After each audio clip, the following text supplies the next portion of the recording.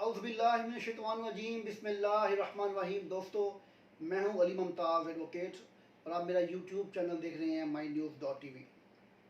मुझसे बहुत से मेरे दोस्त मैसेजेस पे पूछते हैं और कॉल्स भी करके पूछते हैं कि अब पाकिस्तान में LLB करने का क्या तरीक़ाकार है, क्योंकि शुरू में जब LLB करते थे तो वो 2 साल का था और उर्दू में करते थे। उसके बाद लॉ जो है वो 3 साल का हो गया और इंग्लिश में हो गया। अब वक्त के साथ साथ बहुत चीज़ों में तब्दीली आई है। इस वक्त पाकिस्तान में सुप्रीम कोर्ट की जो एक हुक्म था, जो अमेंडमेंट हुई थी 2018 अगस्त में, उसके बाद पाकिस्तान में LLB 5 साल का कर दिया गया है।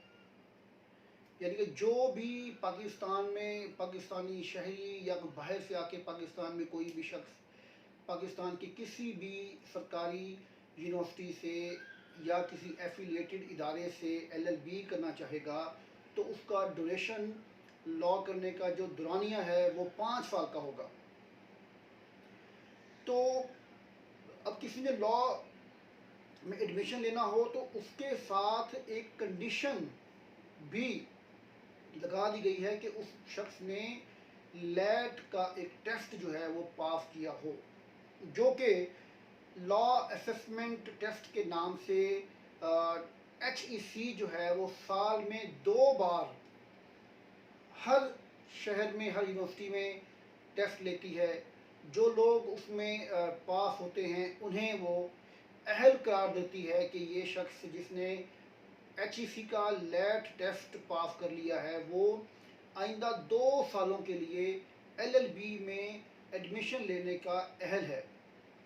वो चाहे किसी सरकारी यूनिवर्सिटी में एडमिशन ले ले LLB के लिए, या फिर किसी एफिलिएटेड, किसी सरकारी यूनिवर्सिटी से एफिलिएटेड किसी भी यूनिवर्सिटी या कॉलेज में वो एडमिशन लेकर 5 साल का LLB करेगा। अब यहाँ पर सवाल ये पूछते हैं अक्सर लोग कि क्या BA के बाद 5 साल का है या FA के बाद है या इंटर के बाद है।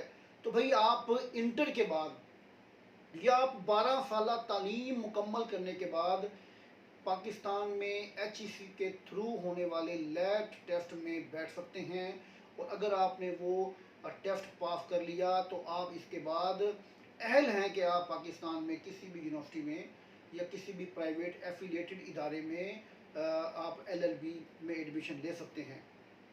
यहाँ पर मैं ये चीज़ वाज़े कर दूँ कि जो शख्स LAT लेट टेस्ट पास करता है HEC से, जो मंजूर शुदा या HEC के ज़ेरे असर जो टेस्ट होता है, तो उसकी मियाद 2 साल है। यानी कि जिस शख्स ने 21 में टेस्ट पास किया तो 22 और 23 के 2 सालों में टेस्ट के बाद एडमिशन ले सकता है किसी भी यूनिवर्सिटी या सरकारी या कोई गैर सरकारी एफिलिएटेड कॉलेज में। यहाँ पर लोग पूछते हैं कि जी HEC का जो तरीक़ाकार क्या है अपने आप को रजिस्टर्ड करवाने के लिए। तो HEC के वेबसाइट पर जाएंगे, आप अपने आप को वहाँ पर रजिस्टर्ड करवाएंगे LAT लेट के लिए। तो उसके बाद ये 500 रुपये का एक चालान निकलता है जो कि आपने HBL की ब्रांच में आपने जमा करवाना होता है। वो जमा करवाने के बाद वो आपको अपडेट कर देते हैं और आपका रोल नंबर वगैरह जो है हर चीज़ इशू होता है और आप टेस्ट में बैठने के अहल हो जाते हैं।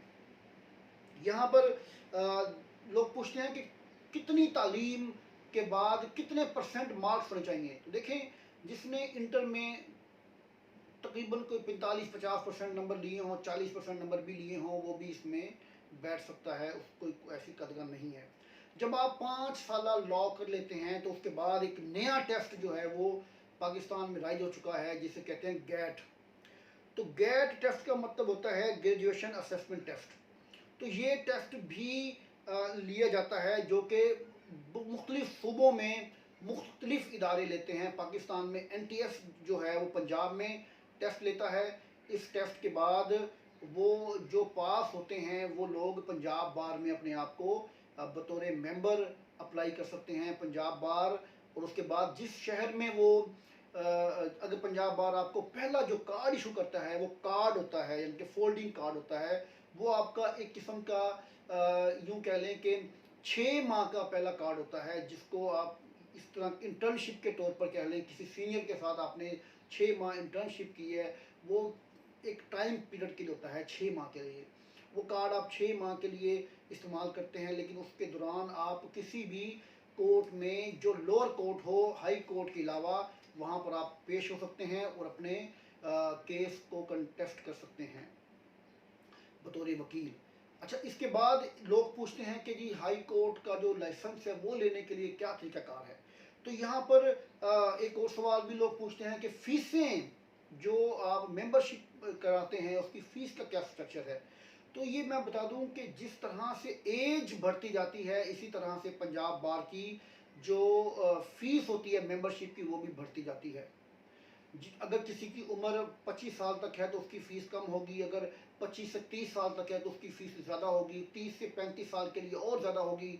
इवन कि अगर कुछ लोग हमने ऐसे भी देखे हैं जो अपने रिटायरमेंट के बाद एलएलबी जिन्होंने किया होता है, वो रिटायरमेंट के बाद जब पंजाब बार में बतौर मेंबर अपनी एफिलिएशन कराते हैं, अपनी आपकी अपनी मेंबरशिप या रजिस्ट्रेशन करवाते हैं, तो उनकी फ़ीस लाखों में होती है, 1.5 लाख 2-2 लाख रुपए फ़ीस भी होती है उनकी।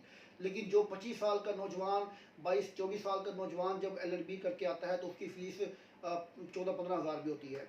इसके बाद वो किसी जिस शहर में रहता है, जिस तहसील में रहता है, वहाँ का लोकल जो बार है उसे वो भी मेंबरशिप देता है। तो अब आप ये देखें कि जब आपने एलएलबी किया, उसके बाद आपने लॉ गैर टेस्ट पास करने के बाद आपने पंजाब बार से अपना लाइसेंस का कार्ड इशू करवा लिया, तो आप जब आप वकील बन गए तो उसके बाद आपने 2 साल प्रैक्टिस करनी है लोअर कोर्ट्स में।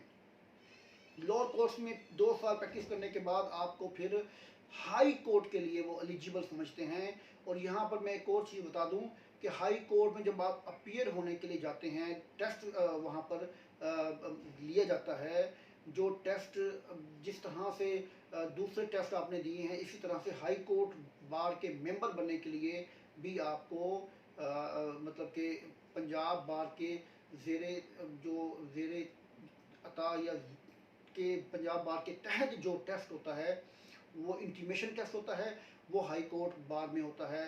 वहाँ पर टेस्ट देना पड़ता है आपको, वो पास करते हैं आप, उसके बाद बाकायदा आपको कार्ड इशू होता है हाई कोर्ट का।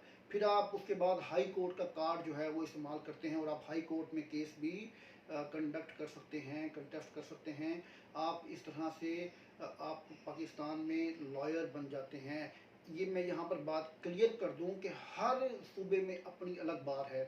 पंजाब में पंजाब बार है, सिंध में सिंध बार है, केपीके में केपीके बार है, इसी तरह से बलूचिस्तान में बलूचिस्तान बार है। तो हर वकील जो होगा वो अपने सूबे की बार का मेंबर होगा, उसके बाद वो अपने शहर या तहसील का भी मेंबर होगा। ये थी आज की मेरी वीडियो, जो कि मुझे दोस्तों ने अक्सर कहा कि वकील कैसे बनते हैं, क्या प्रोसीजर है वकील बनने का, लॉ करने का, तो इसके बारे में हमारी मदद करें। तो मैंने आज ये वीडियो इसलिए बनाई है कि उन दोस्तों को मालूमात हो सके जो इस बारे में मुझसे अक्सर सवाल पूछते हैं। इंशाल्लाह अपनी अगली वीडियो के साथ मैं आपके पास ज़रूर